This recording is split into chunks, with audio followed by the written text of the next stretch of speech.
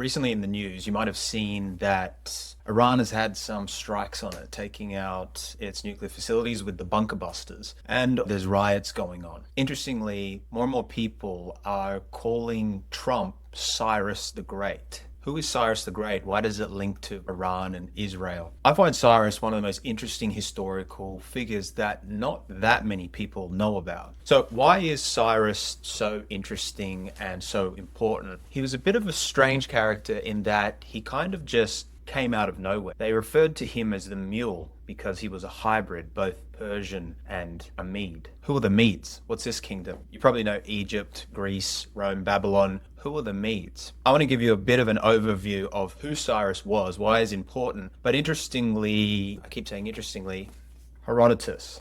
This book says a bit about Cyrus. So Herodotus was a historian. Some say the first historian or the father of history. And to me, he's like the closest thing we have to just traveling back in time and experiencing the ancient world, because he had money and time and he just went traveling the world. His little known world, it only went as far as India and Europe and halfway down Africa. And beyond that, it was just unknown sea monsters and people who were half man, half animal. But what's cool is he goes around and he checks out the world and writes about it. Like he goes to Egypt and says, they do something Greeks would never do. They have cats indoors. A Greek would never have an animal indoors. Or he's like, I heard there was dragons in Arabia. I went there and I saw the bones of the dragons. Obviously, must have been dinosaur bones, but it's kind of cool seeing the world through his lens. So, who is Cyrus and what does he say about it? Well, first of all, a bit of context. So you got the big dogs, you've got Egypt and Babylon, Assyria. These are the big guys who are constantly fighting over rule of the Middle East and Asia. The Medes are kind of a new empire. They're much smaller than Egypt, but they have a bit of power. And sometimes people rule them, sometimes not. But at this time, the Medes have a bit of power and they also rule over the Persians. Now, you thought the Medes weren't significant. The Persians were even less significant. The way Herodotus writes about them is probably how we would see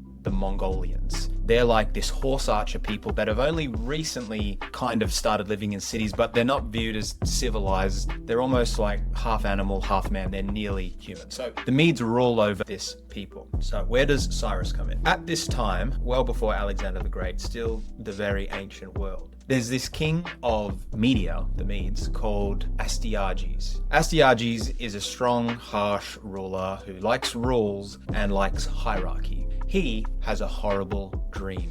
He has this dream that his daughter is urinating over the entire world. He goes to the Magi or the oracles and like, what does this mean? And they're like, this clearly means that your daughter's going to have a son who's going to be a king and rule over your kingdom. Astyages does not like the idea of this, even though it's his own grandson. This can't be done. So his daughter's not married at the moment, but he decides, that's it. My daughter's not marrying anyone noble or important. I'm going to marry him off to one of the Persian shepherds, one of these little poor peasants. And he'll be a nice, humble guy, and they're not going to have a kid that's going to be any problem. So puts her together with this Persian guy. Sometime later, the king has another dream. This time, he has a dream that his daughter has a vine growing out of her womb, which is covering entire world of Asia. Asia being kind of what we know as the Middle East, not like China, but to the Greeks, Asia was the Eastern world. Again, he's feeling sick at this. This isn't a good sign. And not only that, he finds out now that his daughter is pregnant. So what he does is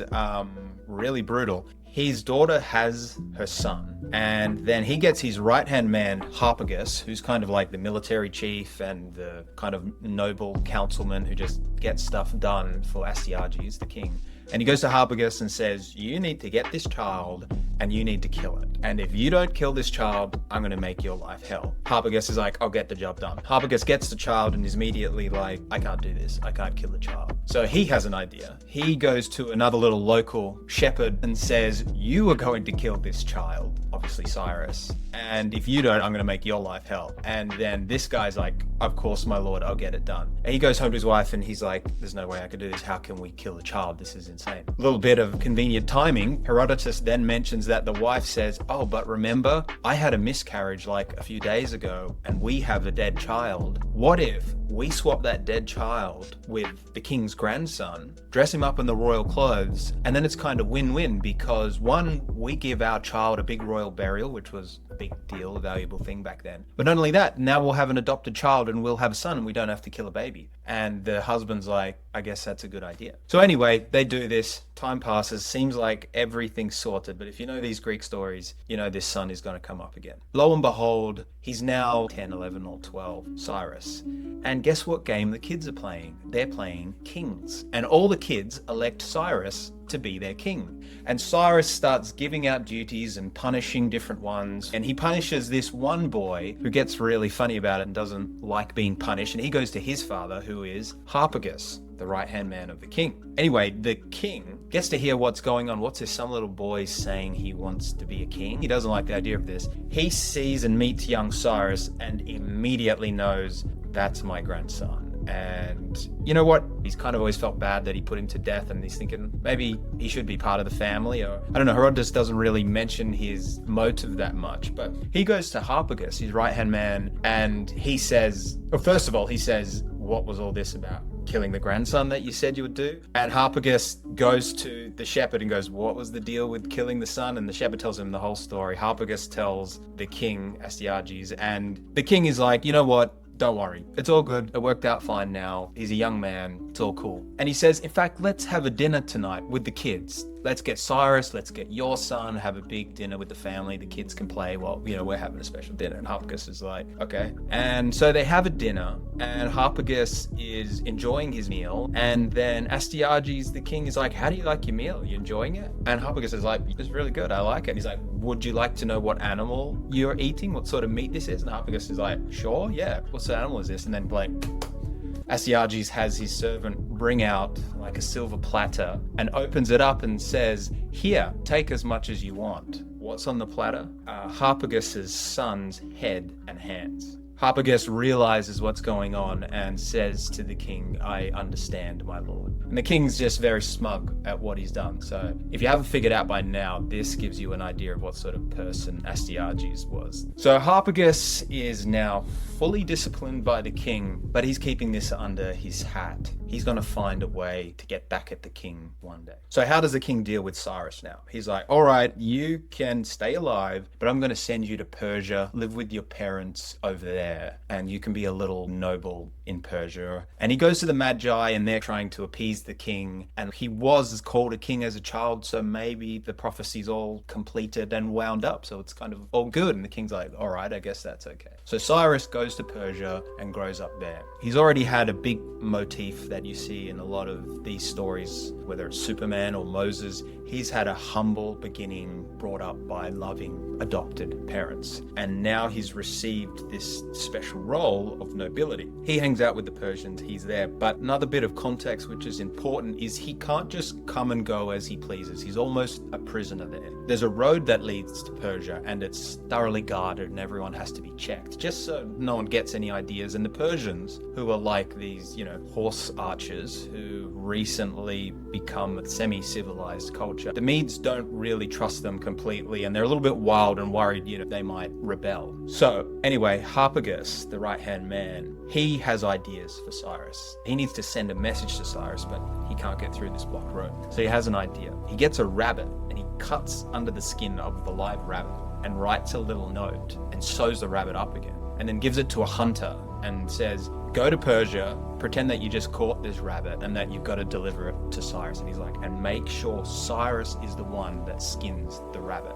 And the hunter's like, okay. And so he goes through there. The guards are like, what are you up to? And he's like, we've just got the rabbit delivering to Cyrus. And they're like, all right, everything seems okay then. And Cyrus has to skin it. And so Cyrus is skinning this rabbit and of course finds a note. What does it say? It says, you need to come and overthrow your father now. We're on your side. If you can get here, and if you can rouse up an army, the kingdom of the Medes will be yours. So Cyrus, now in his 20s or so, and just a talented, nice young guy that everyone likes and kind of get the respect of everyone, takes this and he has an idea. He gets all the people of Persia, all the men, the army, and they'll kind of do what he says because he's a noble. And he's like, all right, we're clearing this area of scrub today and like cutting all these thorns and clearing the land, and it's a really horrible day's work. And they do what he says. And then he says, okay, the next day we're having a giant feast and you can eat as much as you want. And he throws the feast. And while all the guys are eating, wondering what this is about, Cyrus is like, which day did you prefer more? the day of doing the hard labor or the day of feasting and celebrating? And they were like, day 2, obviously. And Cyrus says, join me in my army. Let's take over the Medes, and every day will be like this day you have today. And they're like, okay, this sounds good. We'll do this. So he rouses up an army,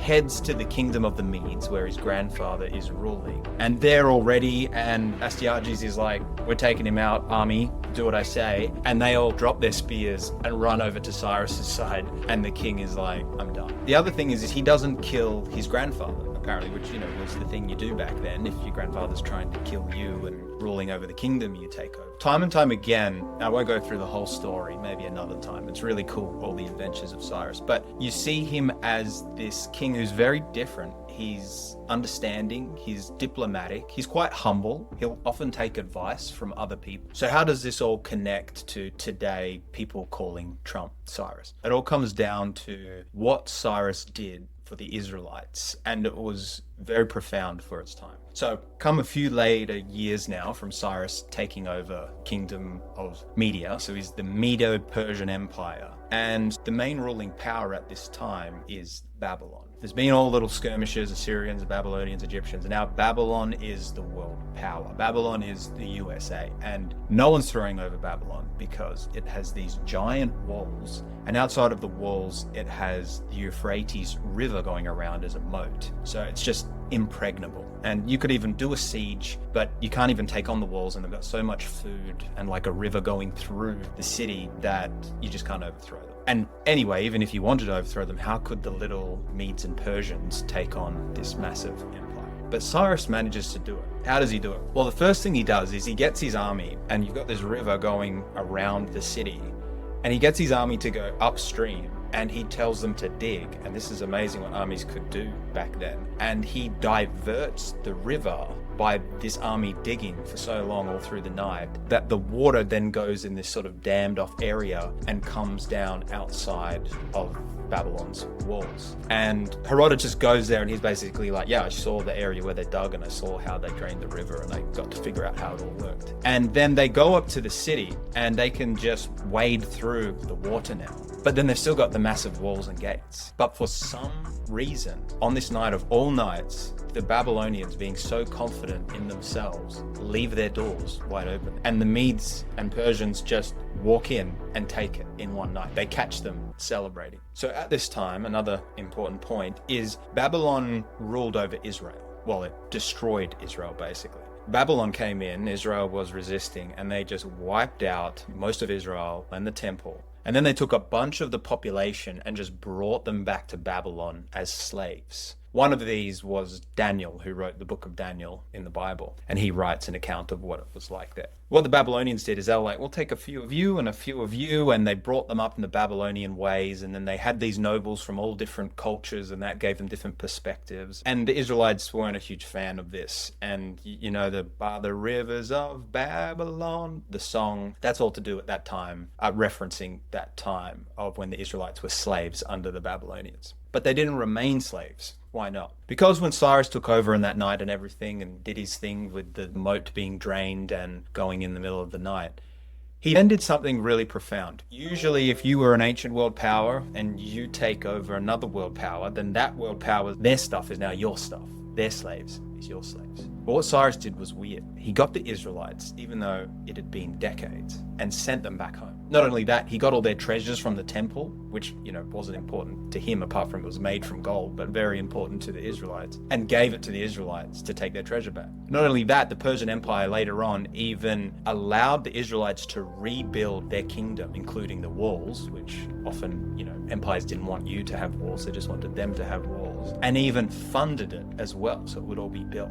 Why would Cyrus do this? Well, this is why Cyrus is often called the ideal king, or the first humanitarian. He was very kind to these other nations. The Persians could be every bit as brutal as these other nations, but they first came in and said, let's see if we can figure this out. Let's see if we can do this diplomatically. And that's why even today, Cyrus is called Cyrus the Great, and there's statues of him in Iran. And he's still a very mysterious figure because we've only got the Bible and Herodotus and a few other little accounts because he's such an ancient figure. But this is why I think he's so interesting and so cool. And I'm reading more, and maybe I'll tell you more about his death, because that's a really cool story as well, fighting some ancient sword-worshipping Viking-like queen. But yeah, that's all I wanted to talk about today. Let me know if you thought it was interesting. Let me know if I got anything really wrong, if you're an expert. And tell me what you liked about it, or if you want to hear something else. Thanks.